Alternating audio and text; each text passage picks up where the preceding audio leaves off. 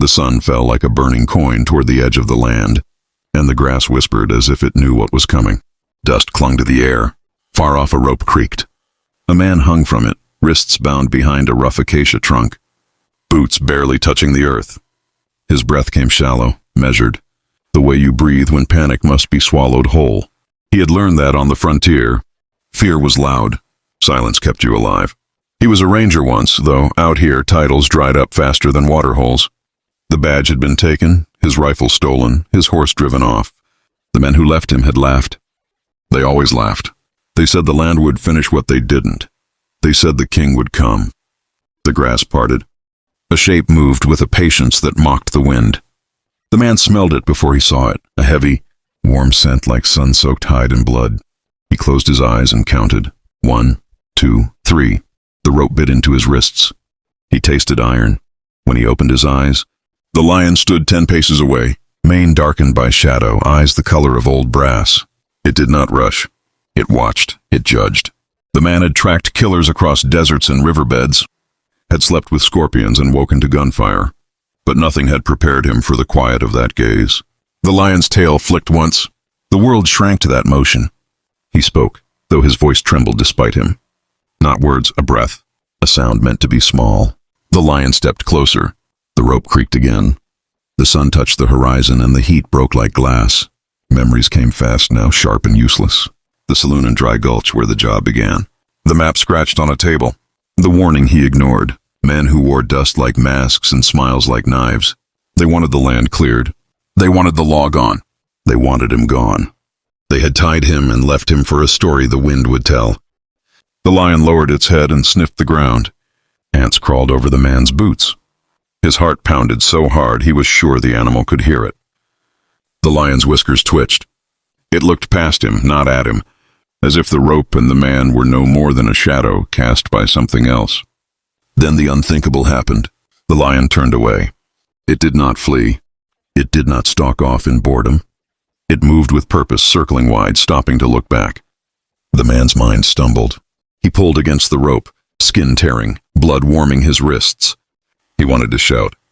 He wanted to beg the animal to return and end it. Anything but waiting. A sound rolled across the grass, hooves, many of them. The lion froze. Its ears flattened. The man's eyes widened as shapes poured from the west. A brown tide with horns like knives. The herd thundered, blind and furious, driven by something unseen. The ground shook. The lion ran toward the man, then past him, then stopped again, pacing, snarling. The man understood too late. The herd would trample the tree. The rope would snap or the trunk would fall. Either way, the stampede would grind him into the earth. The lion leaped. Not at the man's throat, at the rope. Claws flashed. Fibers flew. The rope parted with a sound like a gunshot. The man fell hard, air driven from his lungs. He rolled as hooves tore the place where he had been. Dirt filled his mouth. He crawled blind, driven by instinct older than fear. A horn passed so close it cut the air at his ear. The stampede passed. Silence slammed down again, heavier than before. The man lay shaking, alive in a way that hurt. He pushed himself up, wrists bleeding, legs weak. He looked for the lion. It stood on a rise, watching the dust settle, chest heaving. Its eyes met his once more. There was no triumph there, no mercy, only something like recognition.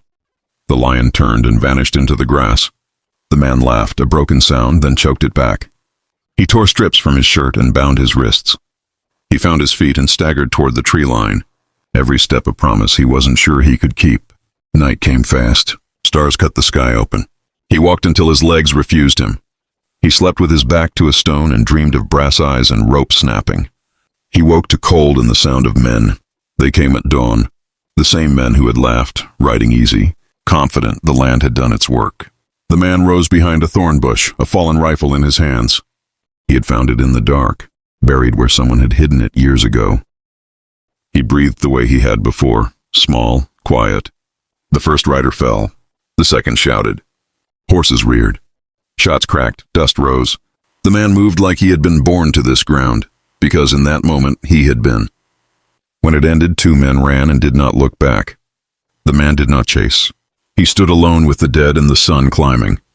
He rode back to Dry Gulch with a story no one believed. He wore no badge. He didn't need one. At the edge of town, where the land opened and the grass whispered, he stopped and looked out.